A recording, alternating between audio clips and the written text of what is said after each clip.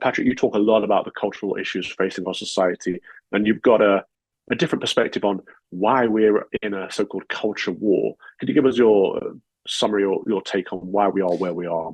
Well, I think it goes to the teaching of the church on love, sex, and marriage, and what happened in 1968 after, in the wake of Humanae Vitae. And this is not just a Catholic dogma issue. This is something that goes to human nature.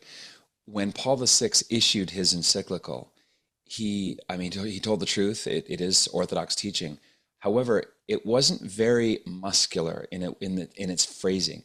If you line up the Humanae Vitae of 1968 with Casti Connubii, which came out in December 1930 by Pope Pius XI, the language is very, very different.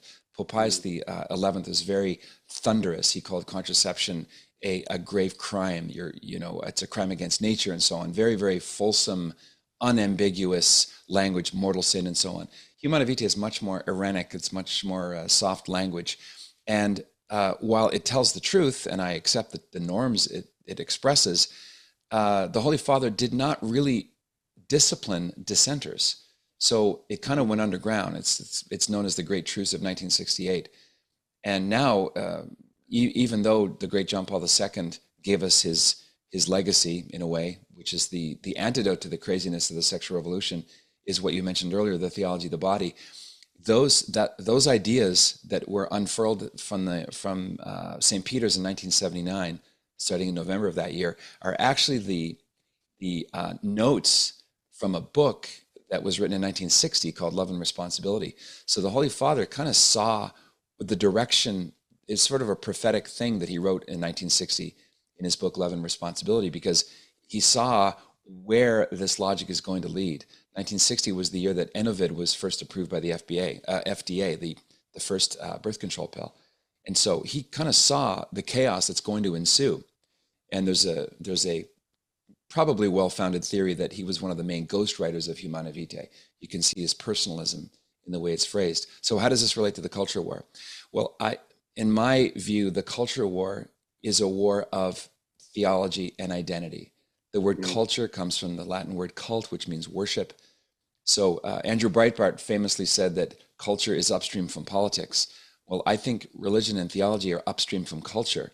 If you believe that God is a father who adopts children through baptism, then you're going to have a very different culture and environment and mores and music and habits than if you believe God is named Allah and he's a slave master and Allah has no children. That's going to result in a very different earthly plane culture. So the culture war is really not just about gun control and limited government and taxes and so on, but it's about who we are and whose we are. So it's identity. Are we Yeah. our own captain, or are we servants? Are we children? I think that's the thin edge of the cultural war edge, is the question of identity, individually, as a families, and as countries. I love that.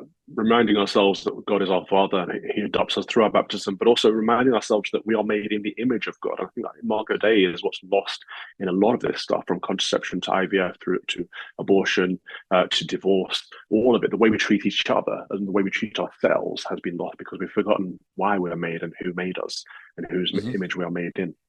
So what's next for you, Patrick? Are you writing any more books? You've got your show. You're doing your Yes. pilgrimages. What's coming up? Yeah, thanks for asking. I co-founded a digital community nicknamed Coffin Nation back in 2016 that has been simplified and streamlined as the True North movement. If people want to visit, my main hub is patrickcoffin.media. The True North movement is an international community of people who really want to learn skills regarding false media narratives. We expose the ways that the media lies to us, and our government. Let's face it, our government has been lying to us about a lot of things for many, many years. It's mostly Catholics, but Catholic is not a requirement for membership. We have 3 levels of engagement. I do deep dives into stories that hit the world newswire. Right now, I'm doing a deep dive into the P. Diddy network, which I think is going to be much bigger than Jeffrey Epstein. We talk about how to fortify your marriage, your local setting, because the culture, the macro culture problem is really another way of saying the micro internal culture. We're broken inside.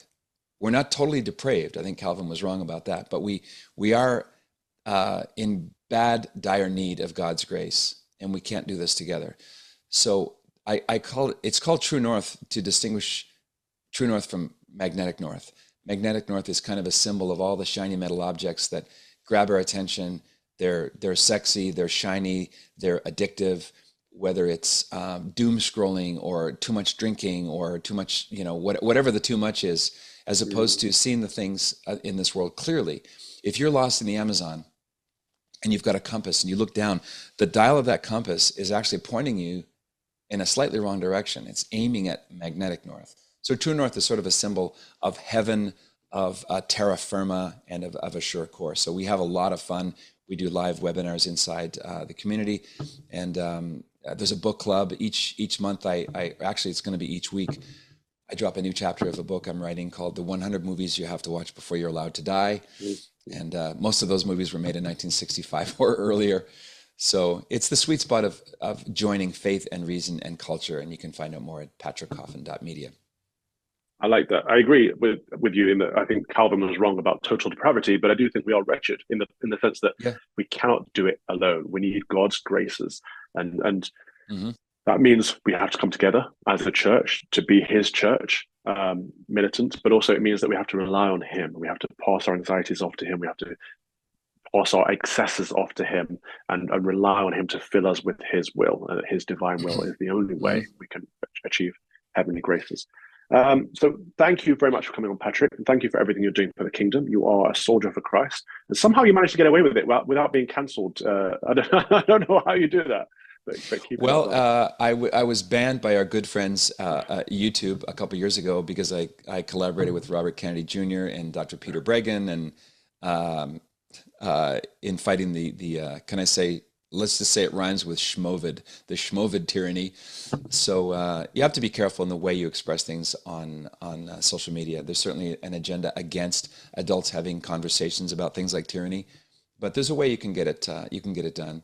And the Holy Spirit is always on the air. We shouldn't be dependent on these electronic means of communication. Somehow the gospel was spread around the world before Twitter happened. I don't know how this came to be, but the Lord can use any avenue to reach His people, and He's always on the air. It's really our job to kind of tune in. If anything, electronic devices are a distraction. They can be used for good, and people use this as an excuse, myself included. But I think the world would be better off without them, to be honest with you. When I see restaurants, if I'm in a restaurant and there's a family of 5 and they're sitting together and everyone's staring at their phone, it's just it's a heartbreak. How did we get here? This atomization of families. Mother Teresa famously called the television the devil's tabernacle. I wonder what she'd think about 24/7. It's the way the enemy works, isn't it? He takes a truth and twists it slightly. So you're more connected now than ever. You've got the whole world in your hand. Yes, you're more connected technically, but actually we're more disconnected now because we're walking around like this. We're not seeing the person in front of us. And if we don't see the person in front of us, how are we going to see Christ in them? It's an impossibility. So it's all the work of the enemy, unfortunately. Distractions everywhere we look. And our job as modern civilians is to discern those distractions and not get obsessed with them, not use them to excess, and try to use them for advancing the kingdom. And so, visit True North, check out what Patrick Coffin is doing. Patrick, thank you very much for coming on today. Have a good day, and God bless you. You as well. Godspeed. I'll have to have you on my show. We'll continue this conversation. All right. Take care. God bless. Thank you for watching my Common Sense Crusade. If you'd like to watch the whole show, you can subscribe to lotuseaters.com for as little as £5 per month, and then you get access to a bank of content as well. My show is 3 p.m. every Thursday. See you there. Deus Vult.